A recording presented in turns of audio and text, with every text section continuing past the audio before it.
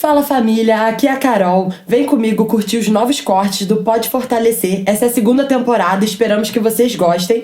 E não se esqueça, curta, comenta, compartilha e se inscreva no nosso canal. O mais legal do que você está trazendo, né, é como é importante a gente se permitir ser frágil. Essa é a sacada, sabe? Ser frágil não é ser fraco. E as pessoas confundem isso, né? Então, assim, eu não tenho que ser bom em tudo, eu não tenho que dar conta de tudo, sabe? E criar um protocolo do que é certo, do que é errado, do que é prioridade primeiro dentro de uma escala. Não que a gente não possa ter prioridade, sim, mas assim, o que você fez, né? Isso primeiro e eu por último.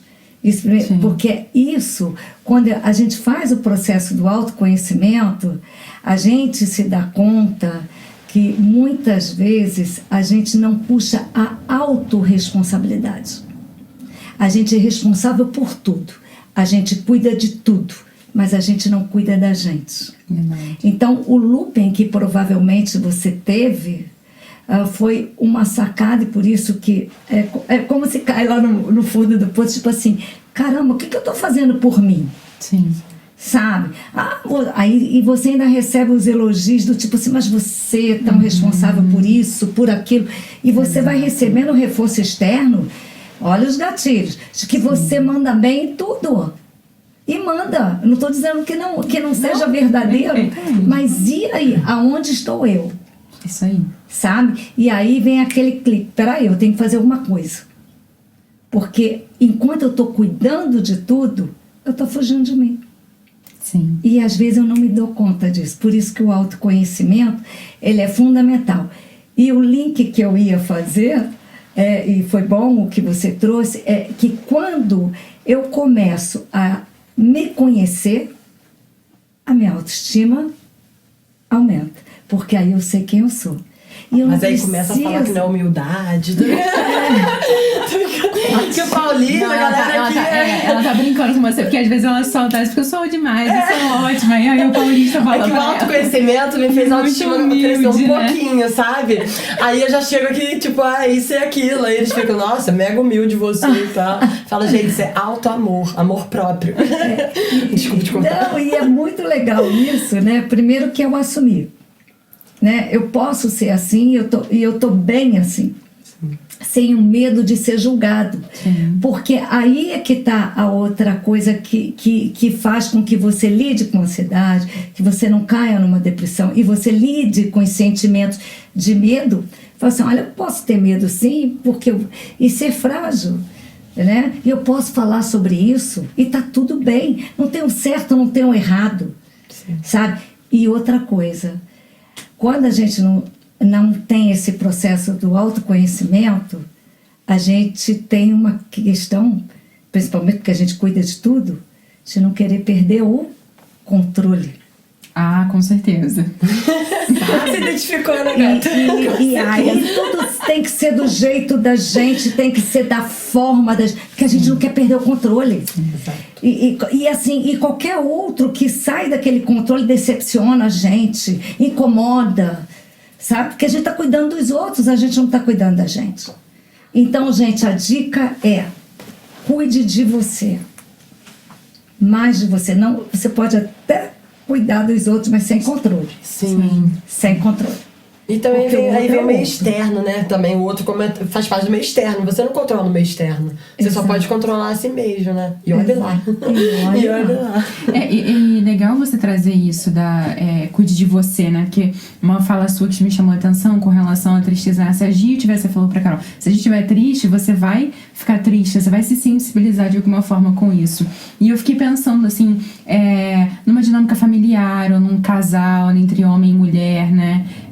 Como que o outro, né, outra pessoa que talvez não esteja passando por essa situação de depressão, ansiedade, enfim, ela pode se fortalecer diante do processo do seu companheiro, do seu parente, enfim, como que fica isso dentro dessas relações? Então, eu acho que a primeira coisa, nós temos uma ferramenta fantástica que a gente utiliza ela muito mal, só o ser humano tem, que é o diálogo, né? Então, assim, você veja só, hoje a gente tem aí uma chamada muito grande para os animais, né? E eles conseguem conviver. Antigamente, eu vou fazer uma comparação, né? Sim. Mas assim, tínhamos gato, tínhamos cachorro, eles não podiam se conviver. Hoje eles se convivem juntos. Por quê? Porque tem afeto, sabe? Tem afeto. Eles nem têm o diálogo, eles têm o diálogo deles, mas não tem uma fala concreta, né? A fala verbal. Sim. Né? E nós temos. E a gente faz monólogos dentro de casa. Faz sentido? Nenhum. Né? A televisão está ali, todo mundo está sentado aqui, né? Ou cada um no seu celular. Isso é o quê? Monólogo. Cadê o diálogo? As famílias estão perdendo isso. Está sendo substituído por tudo isso. E aí, quando o diálogo não existe, o afeto diminui. Porque como é que eu me coloco no lugar do outro? Nem sabe o que está passando, né, na cabeça. E aí eu começo a criar ideias do que o outro está pensando, que não sei se é aquilo que o outro está pensando. E aí vamos entrar numa outra pauta que hoje é muito dita, que se fala de comunicação violenta. Sim. Né?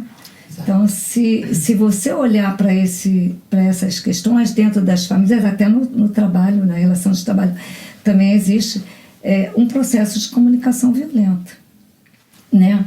Onde eu me calo, mas eu imagino e crio imaginações do que eu acho que o outro, do que eu penso sobre o outro. O outro está sentindo o que o outro está pensando. Ou do que eu penso sobre o outro. Né? Isso é uma comunicação violenta. Quer saber? É puro fingimento que ela está falando. Mas eu não estou dizendo isso para ela, eu estou pensando. Sim. Sabe? Então, assim, isso aí é puro teatro. Então, essas criações dessa forma geram uma comunicação violenta. Então, nós estamos perdendo o que nós temos de mais rico, que é o processo do diálogo. É falar sobre essas coisas. Né? E falar, a gente, de uma certa forma, vamos ter que estar reaprendendo a fazer conversas produtivas no sentido de serem afetuosas, sabe? Para que a gente possa lidar com esses sentimentos. E aí, quando você vai, e aí volta de novo no processo de autoconhecimento, você começa a compreender aquilo que você não está fazendo. Porque a gente tem que começar, a gente não muda o outro, mas a gente muda a gente. Exato. Então, a partir do momento que eu me mudo, eu consigo olhar para mim e fazer o meu processo de mudança, de uma certa forma eu toco o outro. A Denilda mudou. A Giovana mudou. Sim. A Carol mudou. Eu começo a fazer essa percepção. E isso pode abrir processo de afeto, diálogo. Sim. Esse, para mim, é o caminho mais assertivo. Eu também acho. Na verdade, eu sempre falo, né, que a comunicação é a chave para tudo. Com certeza. Até por isso o Pode Fortalecer nasceu também. Que a gente quer comunicar, né, conversar com até o nosso público, com o convidado e trocar realidades. Sim. Mostrar coisas que o outro às vezes não enxerga. E eu acho que você falou até uma coisa que complementa, que a gente sempre fica falando no podcast, que é ninguém vai a lugar nenhum sozinho, né? Então a comunicação envolve nisso e tudo, daí vai. O primeiro passo é sempre a mudança que você pode fazer em você. Esse é a dica fundamental, se permitir.